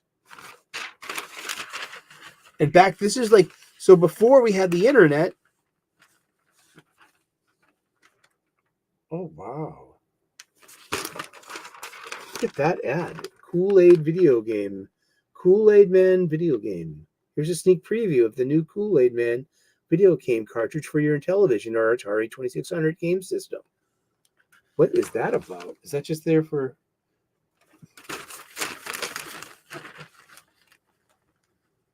Package is for... Wow. That's interesting. That's just for nostalgia's sake? Oh, okay.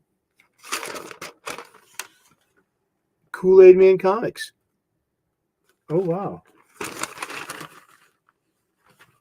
Do you remember the days when you could summon a giant pitcher of Kool-Aid by simply shouting, "Oh, yeah!" Indeed. Wow. I barely don't even remember that. Then we have some, this looks like Eduardo Risso's art. It is art, and it's written by Brian Azzarello. We've got like some pages of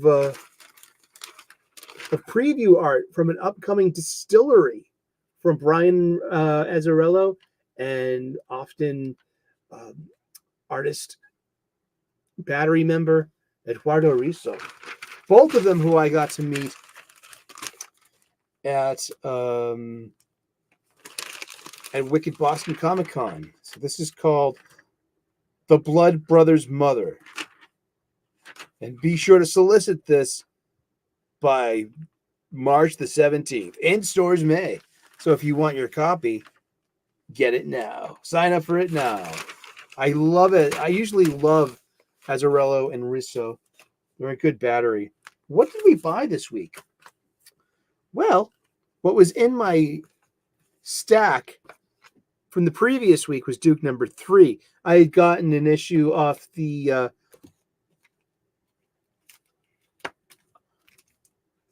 off the shelf, so now I got 2. That was a mistake, but maybe. Uh-oh. Will this work? This is nah. Don't do it. Don't do it. Don't try it. Don't try this at home. You'll get your own. But we do have Wolverine Sabretooth War Part 4. So now I know I'll be getting this every 2 weeks in my pull. And I don't have to worry about finding it anymore. We have this summer's event. It's vampires and stuff. And it's Jed McKay and Pepe Larraz and Blood Hunt. But it's Pepe Larraz. Dude, Pepe Larraz. Yeah. He's no joke. And here's some that Peach Momoko for you. A Maystorm approaches. That's Maystorm, and she's got, I believe, got Aurora's power set. And these will be the first 2 X-Men. I'm just loving this art, though. I'm loving. This for me is a strong floppy. It's keeping me entertained. It's over the top. It's so gory. I love it. Absolutely, positively, parental advisory, not for kids. Dude, yeah, this is some good stuff. I'm really enjoying this, and I've got them all so far. Before my pull kicked in, they sold out. So I asked Yul Carter of Fantastic Comics to put those aside for me, and he did. And what a good guy. Thank you so very much. I love shopping with Fantastic Comics. He's got my copies of The Sickness number 4 and Rare Flavors number 4, and then we're just figuring out a couple more. We've got the only DC comic I read this week, Kneel Before Zod, 3 of 12. Not that bad. I mean, great cliffhanger ending. I wonder if it will stick. If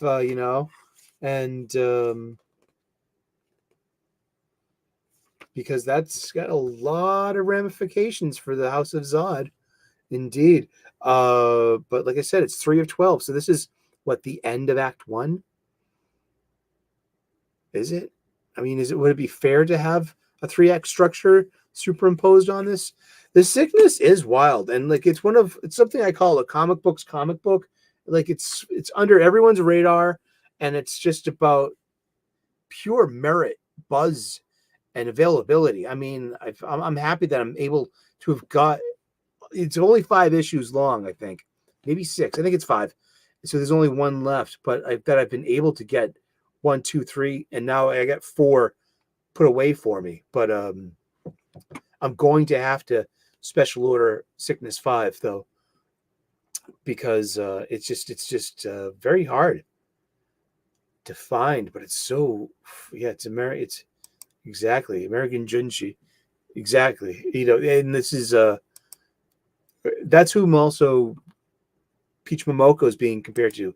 Hello, Pika Shades. Welcome to, we're nearing the end of the show. We're wrapping up what I bought at the comic book shop this week, but always good to see you. And I did it. I bought it. And it's a little bigger than a typical floppy. And it's got, yeah, you can see that. So it's a little oversized. And it's got that, the perfect square bound binding over the staple bound binding. Yeah. This was at $6.99. Yep, this is cover A. This had a bunch of variant covers, but what I liked best about this book is this. It's about new turtles. There are 4 new turtles. April O'Neil, Dr. O'Neil, and her daughter, Casey Marie Jones. They, after the death of the last Ronin, decided it doesn't have to be the end. So they had 4 baby turtles. And we have a new generation. And it was a decent comic book. I liked it. I'll be back for the next one. I'll be back for more. And but what I liked the most was this page. This is the Mirage Studios origin story of Teenage Mutant Ninja Turtles, not the IDW reboot. And of which it has I had problems with because it's reboot. It's got changed story notes to suit, just some clever ownership over where this goes. It's very like J.J. Abrams, Bad Robot, when he took over Star Trek. Just like, oh, let's reboot. Let's have lens flares and delta patterns in the uniforms, and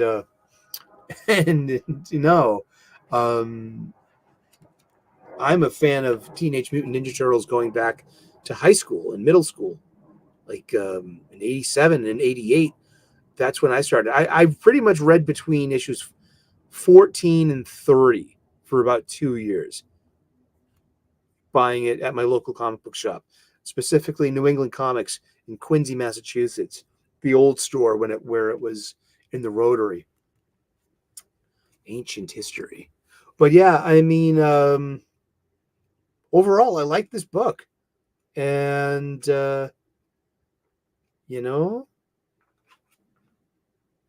it's okay. And this might be a key issue as well, because it's the first appearance of all 4 turtles. So let's get a magazine bag and find a board for this. And yeah. And then we have more stuff on the back. Who is Oroku Karai?